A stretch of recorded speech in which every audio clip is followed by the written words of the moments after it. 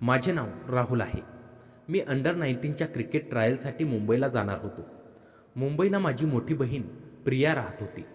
त्यामुळे राहण्याचा प्रश्न सुटला होता. मी खूप आनंदात होतो, कारण या दिवसाची वाट मी बरेच दिवस पाहत होतो आणि त्यासाठी खूप मेहनत घेतली होती. आईवडिलांचा सपोर्टही मला लाभला होता. जर मी अंडर 19 भारतीय क्रिकेट संघात संधी मिळवली, तर माझे आयुष्य सार्थकी लागणार होते. म्हणून या ट्रायलसाठी मी फार उत्साहित होतो. आज संध्याकाळच्या बसने मी नाशिकहून मुंबईला रवाना झालो. प्रियाच्या घरी तिची सासू, तिचे पती राजीव आणि तिची नणंद स्मिता असे राहत होते. राजीवजी मल्टीनॅशनल कंपनीत जॉब करत होते. त्यांचे मोठ्या अपार्टमेंटमधील 2 BHK फ्लॅट स्वतःच्या मालकीचा होता. प्रिया व राजीव यांचे लव्ह मॅरेज झाले होते, कारण ते दोघे एकाच कंपनीत काम करत असल्यामुळे त्यांच्यात आधी मैत्री झाली. नंतर ती प्रेमात आणि प्रेमाचे रूपांतर लग्नात झाले. प्रियाचे सासरे लग्नाआधीच देवाज्ञा झाली होती. तिची नंदन स्मिता हिचे लग्नाच्या 2 वर्षानंतर घटस्फोट झाला होता. तिचा स्वभाव चिडचिडा होता. कोणत्याही गोष्टीत नाक खुपसण्याची तिला सवय होती. रात्री 12 वाजता मला पनवेलला बसनं पोहोचवलं. मी मुंबईला येण्याची कल्पना प्रियाला दिली होती, म्हणून ती माझी वाट पाहत जागीच होती. राजीव आज ऑफिसमधून उशिरा आल्यामुळे लवकर झोपले होते. मी ॲटो करून त्यांच्या घरी एकटाच आलो. घरात सगळे झोपले होते, म्हणून दाराची बेल न वाजवता प्रियालाच फोन करून दार उघडायला सांगितले. घरी पोहोचेपर्यंत रात्रीचा 1 वाजला होता. मला पाहून प्रिया म्हणाली, फार उशीर झाला नाही का यायला? सामान ठेव आणि आराम कर, सकाळी निवांत बोलू. तिने मला ड्रॉइंग रूममधील सोफ्यावर झोपायला सांगितले, कारण 2 BHK घरात 2च खोल्या होत्या. एका खोलीत प्रिया व राजीव, तर दुसऱ्या खोलीत सासू व स्मिता झोपल्या होत्या. एवढं सांगून प्रिया आपल्या खोलीत गेली. मी सोफ्यावर लोळत काही वेळ मोबाईल पाहू लागलो. अचानक एखाद्या रूमच्या दाराचा आवाज आला. मी लगेच मोबाईलची स्क्रीन बंद करून डोळे मिटल्याचे नाटक केले. स्मिता बाहेर आली आणि प्रियाच्या रूम बाहेर जाऊन उभी राहिली.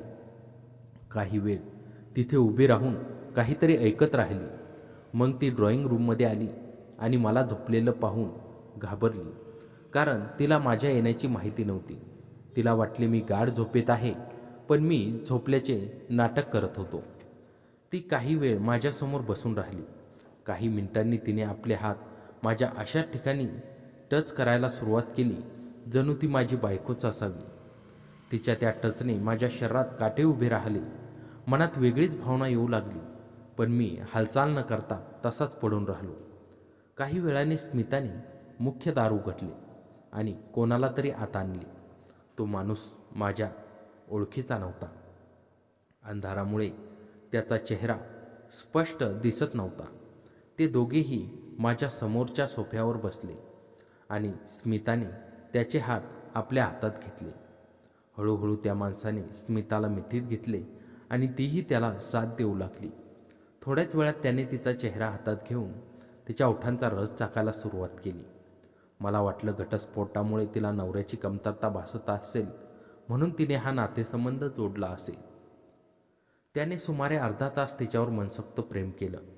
नंतर तो माणूस बाहेर गेला आणि स्मिता आपल्या रूममध्ये गेली. ते दृश्य पाहून माझ्या डोळ्यावर विश्वास बसत नव्हता की प्रियाची नंदन एवढी हॉट व आपल्या इच्छावर ताबा न ठेवणारी आहे. विचारातच मला कधी झोप लागली ते कळलंच नाही. सकाळी प्रियाने मला उठवलं. राहुल, 7 वाजले, किती झोपशील? ट्रायलला उशीर होईल. मी म्हणालो, ताई, माझी ट्रायल दुपारी 2 वाजता आहे. इतक्या सकाळी उठून काय करणार? तेवढ्यात स्मिता येऊन माझ्यासमोर बसली आणि म्हणाली, अरे राहुल, तू कधी आलास? मी मनातल्या मनात म्हणालो, रात्री माझ्या अंगावर हात फिरवला तेव्हा कळले नव्हते का? मी म्हणालो, दीदी, मी रात्री 1 वाजता आलो. ती म्हणाली, खूप उशीर झाला होता यायला. मी मुद्दाम म्हणालो, हो, पण मला झोपच येत नव्हती. 2:30-3 वाजता झोपलो. हे ऐकून तिला शॉकच बसला. ती मनात विचार करू लागली, हा जागा होता का? याला काही दिसले तर नसेल ना? त्यानंतर रात्री जो माणूस स्मितासोबत होता तो दुसऱ्या दिवशी सकाळी घरात आला व प्रियाला बाजाराची पिशवी देत म्हणाला, दीदी, हे सामान तुम्ही मागवलं ते आणलंय, काही लागले तर सांगा. तो निघून गेला. मी प्रियाला विचारलं, हा कोण आहे? ती म्हणाली, हा आमचा ड्रायव्हर आहे. आई आजारी असते, तिला रुग्णालयात न्यावे लागते. मी मनात विचार केला, म्हणजे स्मिता ही ड्रायव्हरच्या प्रेमात पडली आहे. काहीतरी गडबड आहे.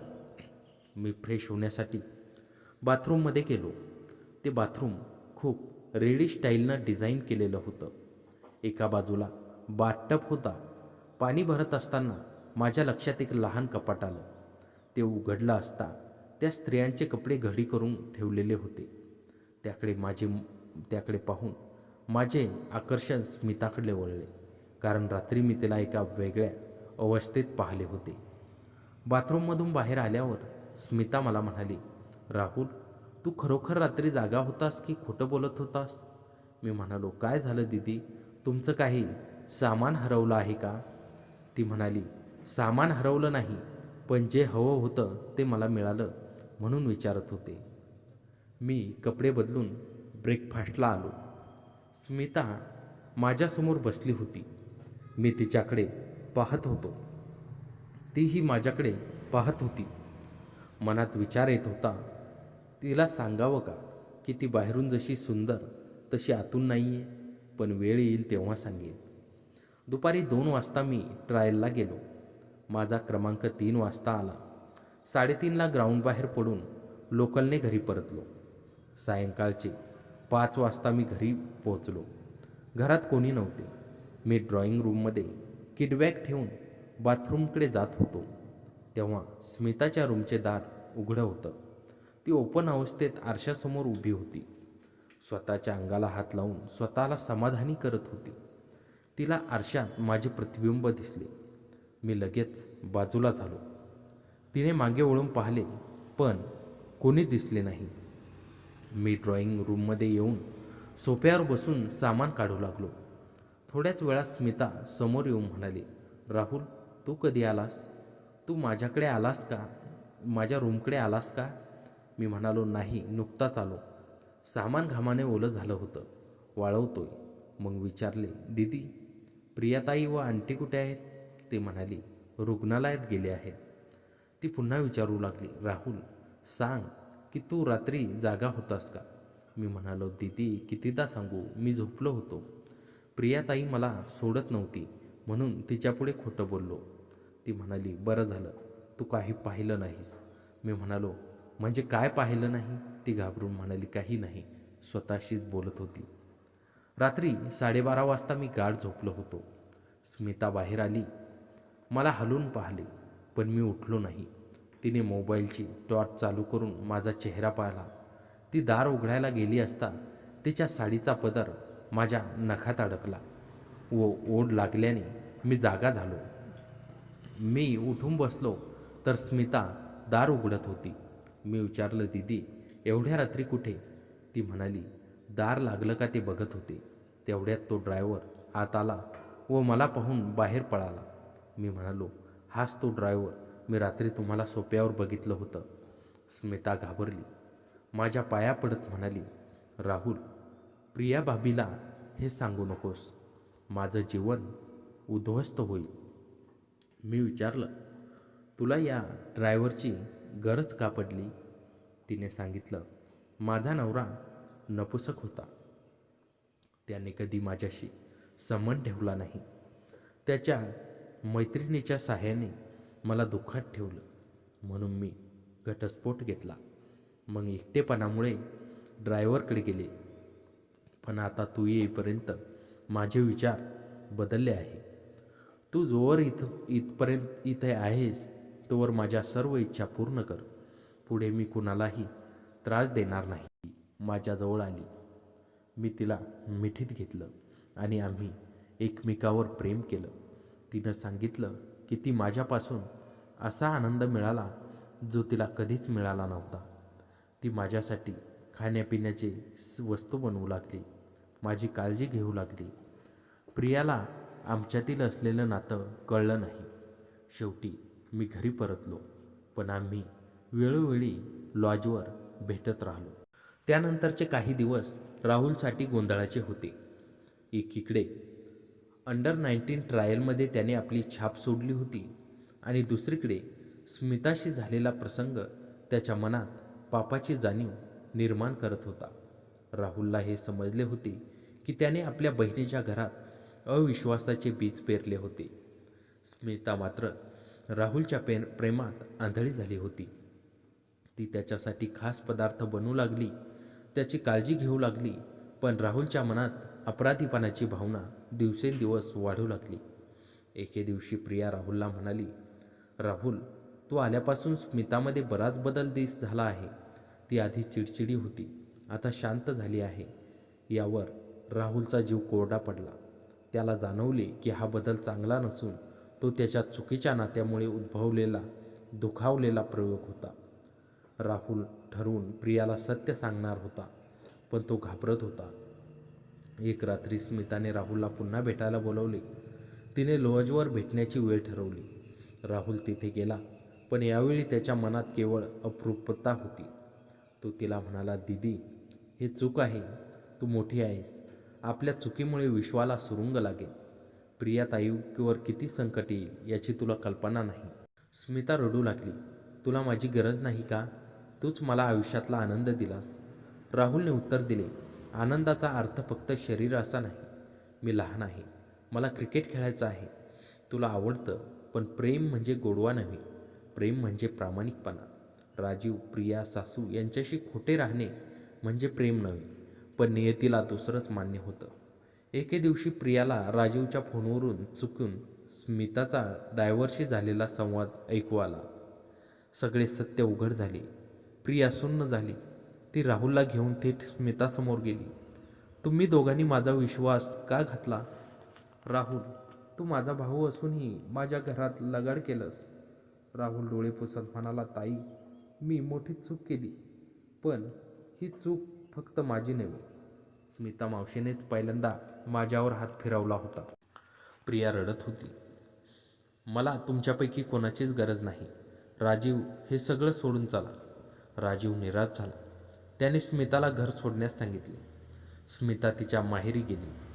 राहुलला बोलावून प्रिया म्हणाली, राहुल, घरची माणसं घर उद्ध्वस्त करतात हे मीच पाहिलं. तू एवढा मोठा होऊनही हे केलंस. तुझ्या क्रिकेटचं काय? राहुल नाशिकला परतला. त्याने आईवडिलांना सगळं सांगितलं. आई रडली. वडील म्हणाले, प्रत्येक भूल माफ केली जात नाही. तुझ्या बहिणीचं घर मोडण्याचा अधिकार तुला कोणी दिला? क्रिकेट मिळालं असतं, पण माणूस म्हणून तू अपयशी ठरलास. राहुलने मनोमन ठरवलं की आता तो प्रत्येक चुकीची किंमत मोठ्या प्रामाणिकपणाने भरेल. त्याने स्मिताला फोन करून स्पष्ट सांगितलं, आता मी तुला कधीही भेटणार नाही. तूही माझ्या जीवनाचा पुनर्विचार कर. तुझ्या जीवनाचा पुनर्विचार कर. स्मिताला हे जाणवलं की ती एकटेपणा या नावाखाली चुकीच्या नात्यात अटकली होती. तिने मानसिक समुपदेशन घ्यायला सुरुवात केली. 6 महिन्यानंतर सामाजिक संस्थेत ती इतकी एकाकी महिलांना मदत करू लागली की तिने प्रियाची माफी मागितली. प्रियाने तिला कठोर शब्दात सुनावले, पण नात्यात माफीला स्थान दिले जात नाही. मात्र स्मिताने ही घटना कधी विसरू नये म्हणून प्रतिज्ञा केली. राहुल अंडर 19 संघात निवड झाली नाही, पण या सर्व घटनांनी त्याला खेळापेक्षा चारित्र्य मोठं आहे हे शिकवलं. त्याने पुढे क्लब क्रिकेट खेळत राहून शिक्षक म्हणून करिअर केलं. तो तरुण क्रिकेटपटूंना सांगत असे, मैदानावर जिंकण्याआधी मनातील चुकीचे डाव हरवा. नाती सांभाळा, कारण क्रिकेटचा डाव हरला तरी परत खेळता येतो, पण घराचा डाव हरला तर परत सापडत नाही. राहुल नाशिकला परतल्यानंतरचे पहिले आठवडे अवघड गेले. त्याच्या डोळ्यासमोर स्मिताचे ते रडणे, प्रियाचा कळवळलेला चेहरा आणि राजीवचे निशब्द तिरस्कार अजूनही होता. क्रिकेटच्या ट्रायलचा निकाल येईपर्यंत त्याने वेळ काढला, पण एक दिवस त्याच्या वडिलांना सगळं समजलं. वडील बाबासाहेबांनी राहुलला जवळ बोलावलं. तू एक अंडर 19चा खेळाडू आहेस, पण स्मिताशी जे केलंस ते एक मुलगा म्हणून नाही, तर एक पुरुष म्हणून ते चुकीचं आहे. तू तिच्याशी केवळ संबंध ठेवले नाहीस तर तुझ्या बहिणीच्या घरात दडपणाने शिरलास. तू तिचा विश्वास गमावलास राहुल. राहुल रडू लागला. सर, मी पहिल्यांदा नको म्हटलं, पण तिनेच. वडिलांनी त्याला थांबवलं.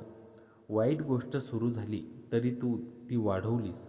ब्रेक देण्याची संधी दर क्षणी होती, पण तू ती घेतली नाहीस. आई म्हणाली, प्रियाचं घर उद्ध्वस्त झालं आहे. राजीव स्मिताला घराबाहेर काढणार आहे. आता काय होईल बघू. प्रिया रोज रात्री उशिरापर्यंत जागी बसून विचार करत असे. तिला 2 मोठे धक्के बसले होते. पहिला, तिची नणंद स्मिता तिच्या घरात ड्रायव्हरसोबत संबंध ठेवत होती.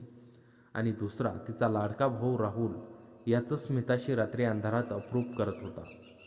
ती राजीवला म्हणाली, मी या घराचा भक्कम पाया मानायची, पण आता हे घरच माझ्यासाठी यातनागृह झालं. राहुल माझ्याकडे संधी मागायला आला. मी त्याला आपल्या पोराप्रमाणे वागवलं. त्याने माझ्या पाठीवर वार केला. स्मिताची मी नेहमी साथ केली. तिचं घटस्फोटानंतर मी तिला धीर दिला, आणि हा माझा पुरस्कार.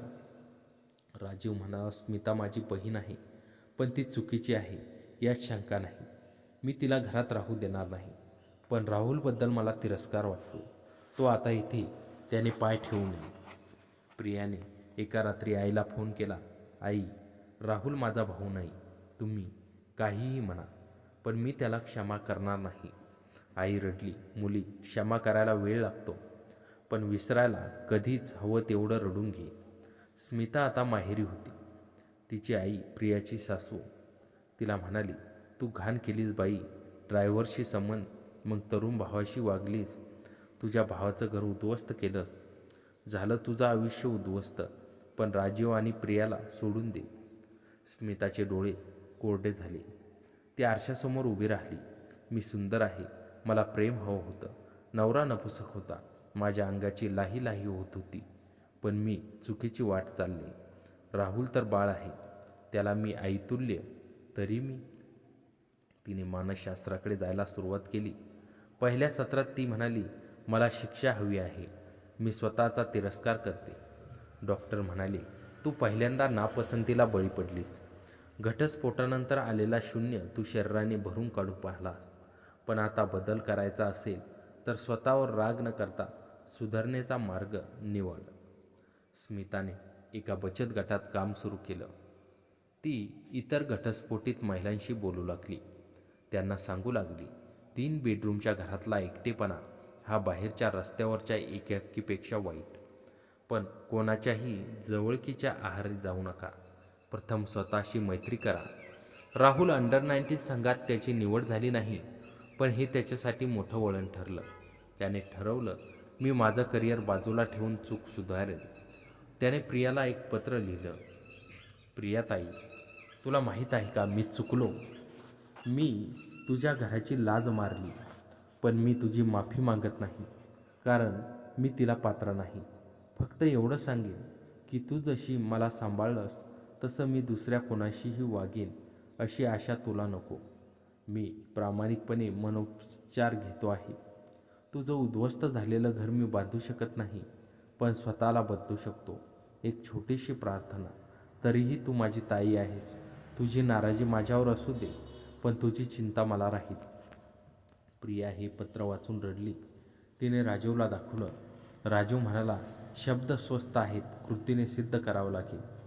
एका वर्षानंतर राहुल आणि स्मिता यांना एका सामाजिक कार्यक्रमात नियतीने एकत्र आणलं. हे एका बालिका शाळेच्या उद्घाटनाप्रसंगी होते. राहुल तिथे क्रिकेट शिकवण्यासाठी आला होता. स्मिता शाळेत शिल्पकला शिकवत होती. पहिल्यांदा डोळे भेटले. दोघे स्तब्ध. नंतर स्मिता शांतपणे म्हणाली, कसा आहेस राहुल? राहुल म्हणाला, बरा आहे. तुला हृदयरोग झाला आहे असं ऐकलं. स्मिता म्हणाली, हो. तुम्ही जाताना माझं हृदय मोडलं होतं, पण आता नवीन हृदय मिळालं. ते म्हणजे स्वाभिमान. तू मला शिकवलंस की शरीराची गरज ही मनाची प्राथमिकता नसते. राहुल, मी तुझी माफी मागते. मी मोठी होऊनही तुला गुंत्यात ओढलं. राहुल म्हणाला, दीदी, मीही माफी मागतो. मला हे आता शिकवलं आहे की नो म्हणायची ताकद ही सर्वात मोठी.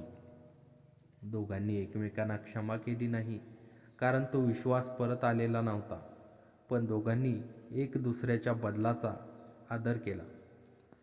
राजीवने स्मिताला कधीही घरात येऊ दिलं नाही, पण प्रियाने हळूहळू राहुलशी दूरवरून संपर्क सुरू केला.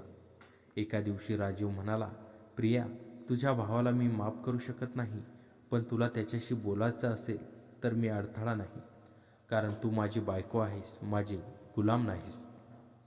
प्रियाने राजीवच्या हाताला स्पर्श केला. मी राहुलशी कधी पूर्वीसारखी वागू शकते नाही, पण तो बदलला आहे का हे पाहण्यासाठी मी त्याला भेटेन. एका रविवारी प्रिया राहुलला भेटली. तिने राहुलच्या डोळ्यात बघितलं. राहुल म्हणाला, ताई, मी आता क्रिकेट प्रशिक्षक आहे. 50 मुलांची फी शिकवतो. मी नाती जोडण्याचा प्रयत्न करतो. प्रशिक्षणाच्या पहिल्या धड्यात सांगतो, तुमचा स्ट्राईक रेट चांगला असू शकतो, पण तुमचा चारित्र्य स्ट्राईक रेट हा सगळ्यात मोलाचा. प्रिया एक दीर्घ श्वास सोडून म्हणाली, मीही आता एका NGOत काम करते, घटस्फोटित महिलांसाठी. स्मिता कधी भेटली तर तिला सांगेल की आपलं भूत विसरायचं नाही, पण स्वतःला बदलून दाखवायचं. राहुल नाशिकला परतल्यानंतर 2 महिने उलटून गेले होते. पावसाळा सुरू झाला होता. घराबाहेर पाऊस पडत होता, पण राहुलच्या मनात आतल्या आत एक वणवा पेटला होता. ट्रायल झाल्यानंतर BCIचं पत्र आलं होतं, तुमची निवड झालेली नाही. राहुलला त्याचाही फारसं दुःख झालं नाही. याचे कारण त्याच्या मनात स्मिता आणि प्रियाची पीडा अजूनही घर करून होती. राहुल आता आई वडिलांसमोर जास्त वेळ बोलत नसे. तो स्वतःच्या खोलीत बंद होऊन जात असे. एके दिवशी आई त्याच्या खोलीत गेली आणि त्याची अवस्था पाहून हबकली. राहुल दिवसभर फक्त क्रिकेटचे जुने व्हिडिओ बघत असे. कधी डोळ्यात पाणी येई, कधी रागाने पुसून टाकी. आई म्हणाली, बाळा, रडून घे. मुलगा म्हणून डोक्यावर दगड ठेवू नकोस. जे झालं ते झालं. पुढचं आयुष्य कसं जगायचं याचा विचार कर. राहुल म्हणाला, आई, मी ताईच्या घरी गेलो. तिचा विश्वासघात केला. तिची नणंद माझ्यामुळे घराबाहेर. राजीव दाजी माझ्याशी बोलतही नाही. मी खरोखर एक नालायक माणूस आहे का? आई म्हणाली, नालायक तो जो चूक झाल्यावर सुधरत नाही. तू दररोज स्वतःला शिक्षा करतो आहेस. एवढं पुरेसं नाही. तुझी खरी परीक्षा असेल ती म्हणजे प्रिया आणि स्मिता या दोघींच्या जीवनात काहीतरी चांगलं करण्याचा प्रयत्न कर. पण त्यासाठी प्रथम तुला तुझ्या चुकीची जाणीव पूर्णपणे झाली पाहिजे. स्मिता आता माहेरच्या घरापासून 200 किलोमीटर दूर असलेल्या पुण्याच्या एका छोट्याशा खोलीत राहत होती. तिला तिच्या आईने घरातून बाहेर पडण्याचा सल्ला दिला होता. जा बाई स्मिता, या भागात तुझ्याकडे बोट दाखवली. नवीन ठिकाणी नवीन सुरुवात कर. प्राण गेले तरी मान राहू दे.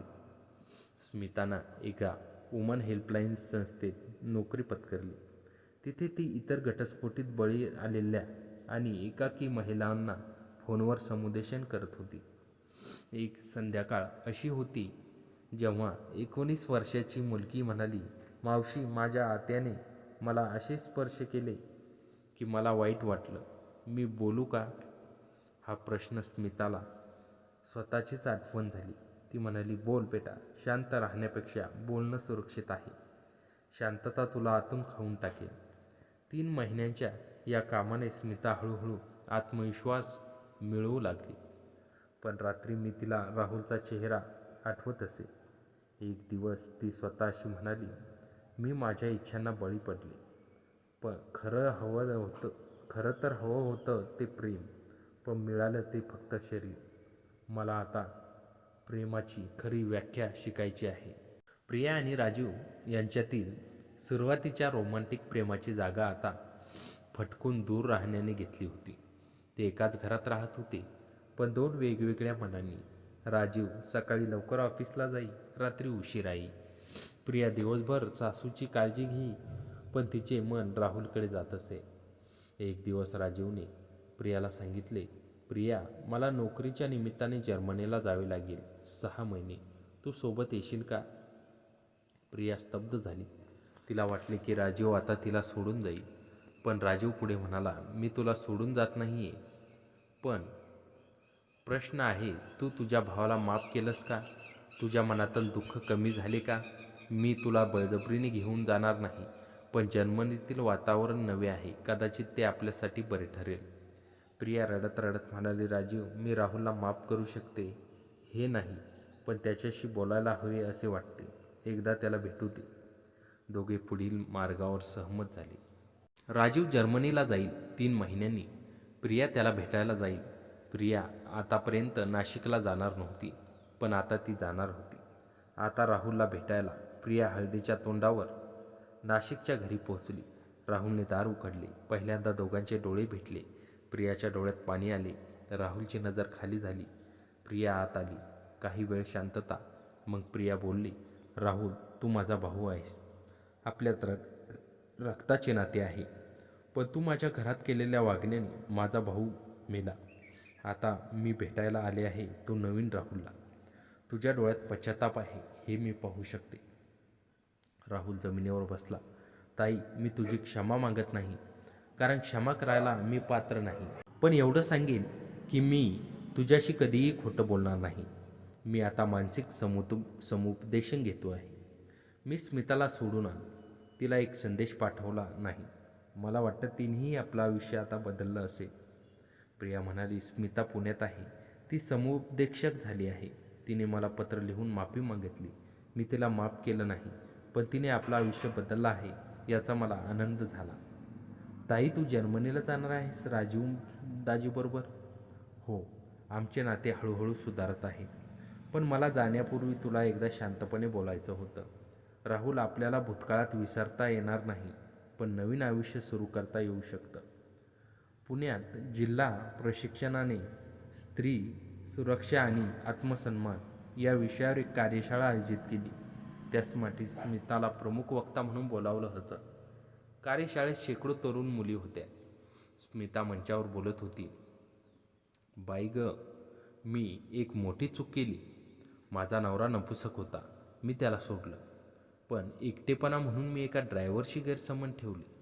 मग एका तरुण मुलाशी. तो माझ्या नणंदेचा भाऊ होता. मी मोठी होऊनही बालिश वागले. पण जेव्हा मला समजले की माझ्या कृतीमुळे एक कुटुंब विखरले, तेव्हा मला कळाले की प्रेमाच्या नावाखाली मी फक्त शरीराची उपासना केली. प्रेम म्हणजे आत्मत्याग, आत्मसन्मान आणि इतरांच्या भावनांचा आदर. मी सर्व पुरुषांना दोष देऊ शकते, पण माझी चूक मी स्वतः केली त्याची जबाबदारी मी स्वीकारते. हा व्हिडिओ व्हायरल झाला. राहुलने तो व्हिडिओ पाहिला. तो प्रेमळ हसला. मनात म्हणाली, दीदी, तू माझ्यापेक्षा खूप मोठी झालीस. जर्मनीत गेल्यानंतर राजीवने प्रियाला एक लॉंग मेसेज पाठवला. प्रिया, या प्रवासात मला कळाले की नाती टिकवण्यापेक्षा नाती जगवणे महत्त्वाचं आहे. तुझा भाऊ राहुल माफीस पात्र नाही हे खरे, पण तू मात्र एका नव्या आयुष्याची हक्कदार आहेस. जर्मनीत एक क्रिकेट अकादमी आहे, जिथे आर्थिकदृष्ट्या कमजोर पण प्रतिभावान मुलांना प्रशिक्षण दिलं जातं. मी राहुलसाठी तिथे शिष्यवृत्ती मिळवू शकतो. हा त्याच्यासाठी दुसरी संधी असेल, पण तू संमती दिलीस तर. प्रियाला आश्चर्याचा धक्का बसला. तिने 2 दिवस विचार केला. मग एका रात्री तिने राहुलला फोन केला. राहुल, राजीव तुला जर्मनी पाठवू इच्छितो क्रिकेट शिक्षणासाठी. मी काय सांगू? राहुलचा आवाज थरथरला. ताई, मी जर्मनीला जाण्यापेक्षा भारतातच राहून क्रिकेट शिकू इच्छितो. तुमच्या घरच्या मुलीला शिकवू इच्छितो की प्रत्येक मुलगी सशक्त आहे आणि प्रत्येक मुलगा जबाबदार आहे. माझी चूक जगापुढे ठेवायला मला संकोच नाही, कारण तिथेच प्रायश्चित्त आहे. राहुलने नाशिकमध्ये एक छोटीशी क्रिकेट क्लिनिक सुरू केली. नाव ठेवलं प्रामाणिक क्रिकेट क्लिनिक. पहिल्या दिवशी फक्त 7 मुले आली. राहुलने त्यांना पहिल्याच दिवशी 2 गोष्टी शिकवल्या, बॅटिंग ग्रीप आणि बोलण्याची ग्रीप. त्याने सांगितले, तुम्ही मैदानावर किती मोठी मारा, पण तुम्ही जर घरात, शाळेत एखाद्याचा आदर केला नाही, इतरांच्या सीमा ओलांडल्या, तर तुम्ही नालायक ठराल. 3 महिन्यात 7चे 50 झाले. राहुलने प्रिया आणि स्मिता यांच्या नावाचे 2 पुतळे बनवले. प्रियाच्या पुतळ्यावर लिहिले, क्षमा नाही पण स्वीकार आहे, आणि स्मिताच्या पुतळ्यावर बदलाची सुरुवात स्वतःपासून. एका वर्षानंतर नाशिकमध्ये एका मोठ्या कार्यक्रमात स्मिताला बोलावण्यात आले. राहुललाही त्या कार्यशाळेत बोलावले होते. दोघांनी मंचावर एकमेकांकडे पाहिले. प्रेक्षक गप्प झाले. स्मिता म्हणाली, राहुल, तू आता क्रिकेट प्रशिक्षक आहेस. मी आता समुपदेशक. मी तुझ्याकडे पाहिल्यास माझी चूक आठवते, पण आता तू माझ्यासाठी शिक्षक आहेस, काम आहे. राहुल हसला. दीदी, प्रेमाची सुरुवात सीमा ओलांडून झाली होती. आता प्रेम म्हणजे सीमा सांभाळणे. मी तुला शिक्षक म्हणत नाही, पण एक सहप्रवासी म्हणतो. आपण दोघेही प्रवास करतोय, वेगवेगळ्या रस्त्याने पण एकाच ध्येयाने. जगाला सांगण्यासाठी की चुका मोठ्या असतात, पण त्यापेक्षा मोठा असतो प्रामाणिक सुधारणेचा प्रयत्न. प्रिया राजीव 6 महिन्यांनी परतले. त्यांनी नाशिकमध्ये राहुलच्या क्लिनिकला भेट दिली. राजीवने राहुलच्या मुलांशी बोलताना पाहिले आणि म्हणाला, प्रिया, हा राहुल आता बदलला आहे, पण मी क्षमा करायला कधीच तयार नव्हतो. आज मला जाणवले, क्षमा म्हणजे बळी मान्य करणे नव्हे, तर नव्याने एक संधी देणं. राहुल, मी तुझ्यावर रागावणार नाही, पण पूर्वीसारखं कधीही राहू शकणार नाही, तेही स्वीकार कर. राहुल, पुरे. राहुल म्हणाला, पुरे आहे दाजीसाहेब. तुम्ही माझ्याशी बोललात यावरच मी कृतार्थ. प्रिया म्हणाली, राहुल, स्मिताला भेटायला पुण्याला चल. 3 वर्षापासून आम्ही तिला भेटलो नाही. स्मिता पुण्यात स्वतःच्या कार्यक्रमात व्यस्त होती. प्रिया, राजीव आणि राहुल तिला भेटायला गेले. स्मिता बागेत मुलांना चित्रकला शिकवत होती. तिने प्रियाला पाहिले. क्षणभर थांबली.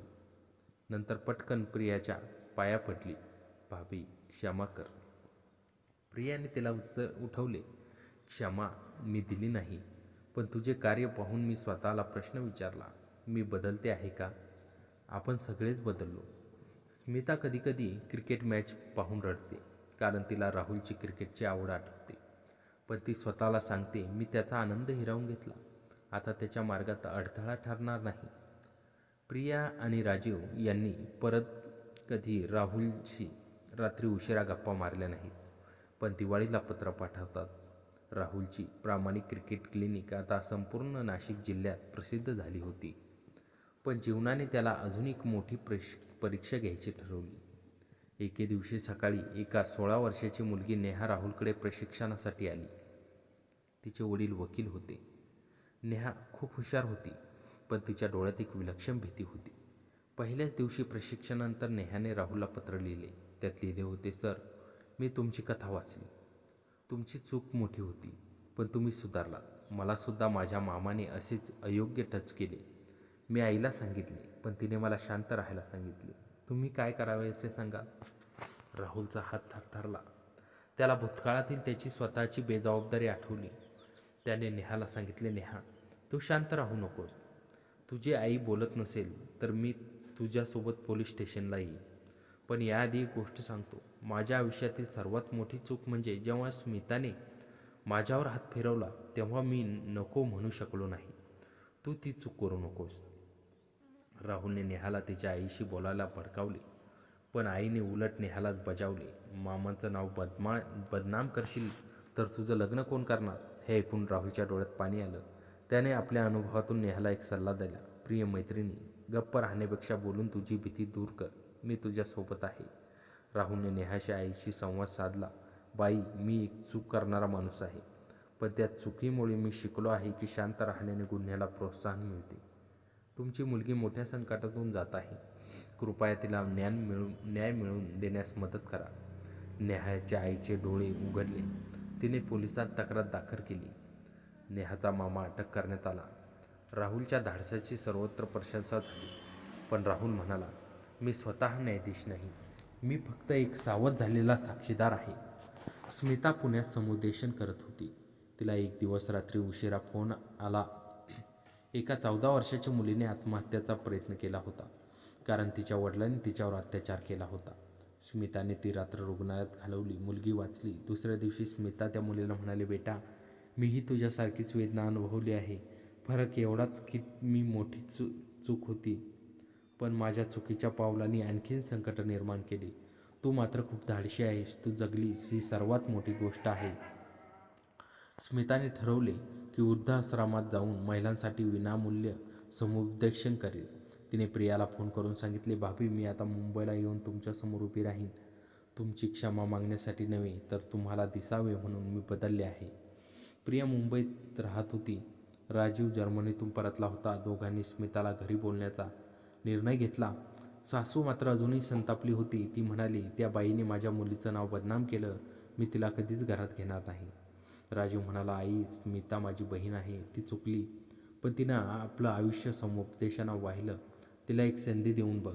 तिने जर पुन्हा तीच चूक केली तर मीच तिला दार दाखवीन. मुंबईच्या राहत्या घरात स्मिता पाऊल ठेवत होती. तिचे हात थरथरत होते. प्रिया दारात उभी होती. दोघांनी एकमेकांकडे पाहिले. डोळ्यात पाणी होतं, पण ओठावर शब्द नव्हते. राहुल म्हणाला, आत ये स्मिता, बराच वेळ झाला. स्मिता आत आली. तिने प्रियाचे पाय धरले. प्रिया म्हणाली, उठ. पाय धरून क्षमा मागण्यापेक्षा तुझ्या कृतीतून आदर मिळव. मला क्षमा द्यायची, पण योग्य वेळ येईल तेव्हा. पण आज मी तुला आपली म्हणून स्वीकारते. स्मिता रडली. ती म्हणाली, भाभी, मला माहीत आहे की मी तुमचं घर उद्ध्वस्त केलं, पण मी आता वर्षभर समुपदेशन केलं. माझी एक छोटीशी विनंती आहे. तुमच्या संस्थेमध्ये मला नोकरी द्यायची इच्छा आहे. मी विनामूल्य काम करेन, फक्त तुमच्या मार्गदर्शनाखाली. प्रियाने होकार दिला. स्मिता आता मुंबईतच राहू लागली. तिला त्याच घरात स्वतंत्र खोली देण्यात आली. सासूला पटले नाही, पण राजीवच्या आग्रहाने तिने माघार घेतली. राहुलला क्रिकेट प्रशिक्षणासाठी मुंबईत बोलावण्यात आलं. ते एका राज्यस्तरीय कार्यशाळा होती. नेहमीप्रमाणे राहुल स्मिताला भेटणार नव्हता, पण नियतीने चकमा दिला. कार्यशाळा ज्या हॉटेलमध्ये होती ती स्मिता तिथं महिला हेल्पसाठी कार्यक्रम घेत होती. कॉफी ब्रेकमध्ये दोघांची गाठ पडली. दोघे काही क्षण गप्प राहिले. मग राहुल हसून म्हणाला, दीदी, आता मी मी तुला तू म्हणू शकतो का? कारण मी आता लहान नाही, पण मी तुझा आदर करतो. स्मिता म्हणाली, तू जसे बोलशील तसे. राहुल, एक गोष्ट सांगू? मी विचार केला, जर तू त्या रात्री मला स्पष्ट नकार दिला असता तर माझे डोळे लवकर उघडले असते. पण कधीही चूक सुधारायला उशीर नसतो. तू अनेक मुलांना प्रशिक्षण देतोस ना, त्यांना एक गोष्ट सांग. तुमचे हात फक्त बॅट उचलण्यासाठी आहेत, एखाद्याच्या अंगावर फिरवण्यासाठी नाही. आणि जर कोणी तुमच्या अंगावर हात फिरवत असेल तर मोठ्याने ओरडा. राहुल म्हणाला, हे मी माझ्या प्रत्येक शिष्याला सांगतो. आणि हो, तो आता समुपदेशक आहे. किती सुंदर गोष्ट आहे, कारण अनुभवातून शिकवणारी व्यक्तीच खरा गुरु असतो. दोघांनी एकमेकांना हस्तांदोलन केलं. मिठी नाही, कारण सीमा महत्त्वाच्या आहेत आणि ती भेट शेवटची होती असे दोघांना वाटले. आपण आयुष्याला वेगळेच म्हणायचे होते. तर मित्रांनो, कथा कशी वाटली कमेंटमध्ये नक्की कळवा. आणि चॅनलवर नवीन असाल तर आता सबस्क्राईब करा.